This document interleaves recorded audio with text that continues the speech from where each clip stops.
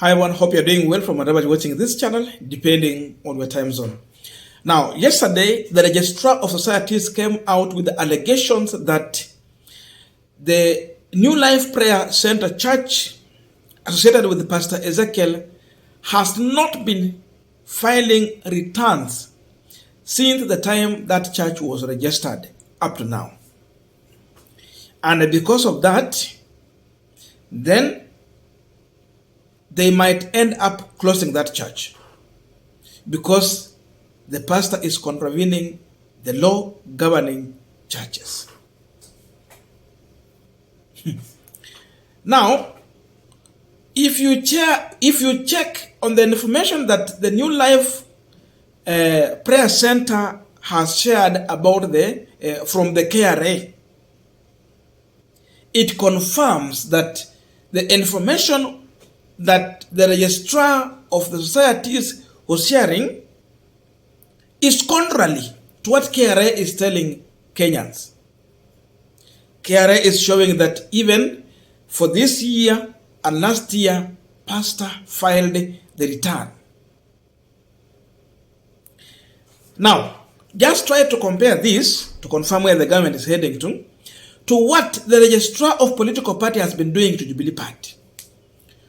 You will agree with me that the same way the registrar of political party is being used by UDA, by Kenya Kwanza side to frustrate the Jubilee Party, is the same way the registrar of societies is being used by William Ruto government to frustrate Pst Ezekiel and threaten to close his church.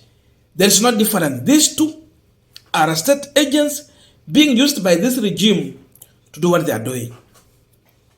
Because here is the information they shared yesterday, and it was in Kenyans.co.ke. Pst Ezekiel's New Life Prayer Center and church face closure after receiving cancellation. You see, when they have sent cancellation notice from the registrar of societies over failure to file tax returns since its registration in 2022. Government goes after Pst Ezekiel's license, issue fresh 30 days ultimatum. So the pastor has to go and explain why they should not cancel that license and why he failed to file all those returns. Now, let us go to what the church has shared from the Kenya Revenue Authority. If you check, you will see taxpayer's PIN, that is P0515233861H. Name and address is there. New Life Prayer Center, Prayer Church. New Life Prayer Center Church. That church is in Mombasa North District. That means from where it was operating before. So the location is still the same. Then there is also postal code 80101. And if you check properly, you will see that receipt was generated on date 29th June 2022. That's last year. That certificate date. Certificate number, it is there. You can see. And here is the confirmation from KRA. This is to confirm that New Life Prayer Center Church personal identification number, it is there, has filed relevant tax returns and paid tax due as provided by law. Now, listen to this one. This certificate will be valid for 12 months up to 28th June 2023. That means it is expiring next month on 28th. So the pastor still has enough time to go and file another return immediately after this one has expired. It means this information from KRA is contravening the statement and allegation from the registrar of societies. The question this government should be answering is, who is telling the truth between KRA, which is in charge of collecting taxes, and an individual who is registering churches in the office there? Who does not handle the matters to do with KRA, who is telling Kenyans the truth. So for me, I would choose to go with what KRA is sharing. Now, ikifika hapo, is there any way you can explain this issue rather than just concluding that there is a clear indication that the state is trying to use every means possible to frustrate Pastor Ezekiel Church, to tarnish his name and injure his reputation? Yani, ni maajabu sana. And before I tell you how these people have been moving from where they started, yani, tunasema ya kwamba siku ya nyani kuanguka miti yote hutereza. Before we go deep into that, just a quick request for those who are watching and you are not subscribed, please consider subscribing.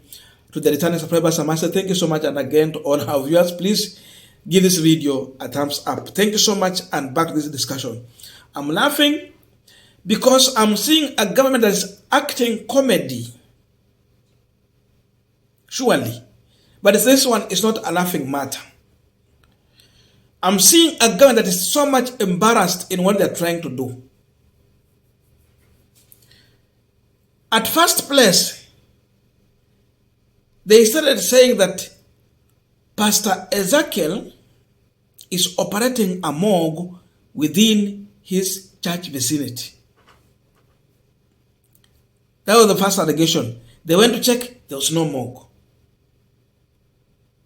Number two, they went further to say that the pastor is now operating a private cemetery within the church vicinity. After they went to check there, they found that pastor bought a land, and in that land, there was cemetery for the community that was living there. So the community did not sell that cemetery to the pastor, but the land was sold to the pastor.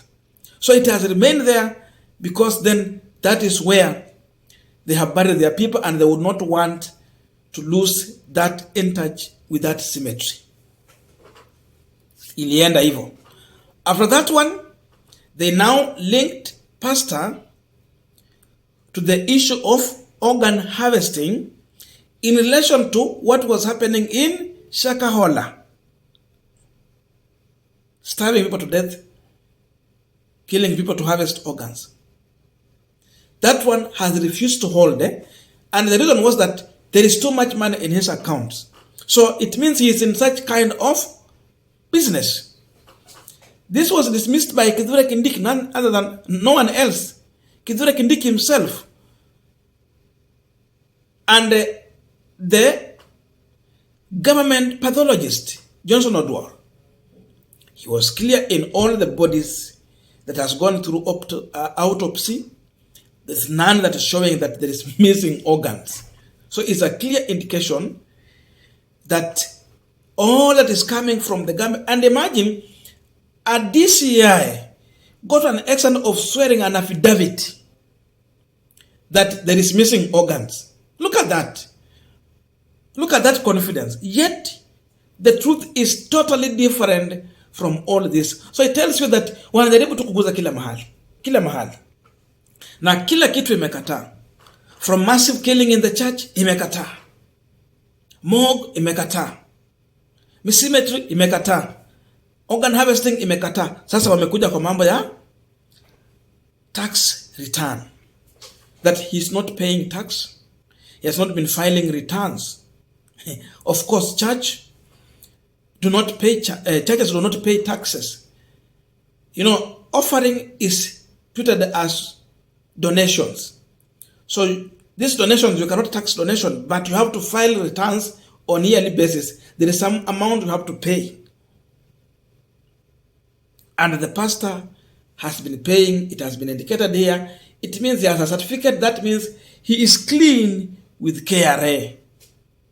So, that registrar of societies, what was her basis of the information she's trying to share?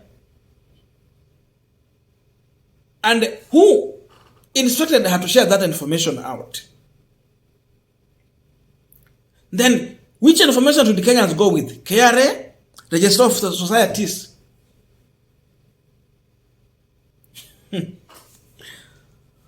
Well, again, we should be asking these questions. When Ruto was operating in a Karen residence, there was an altar that was raised there.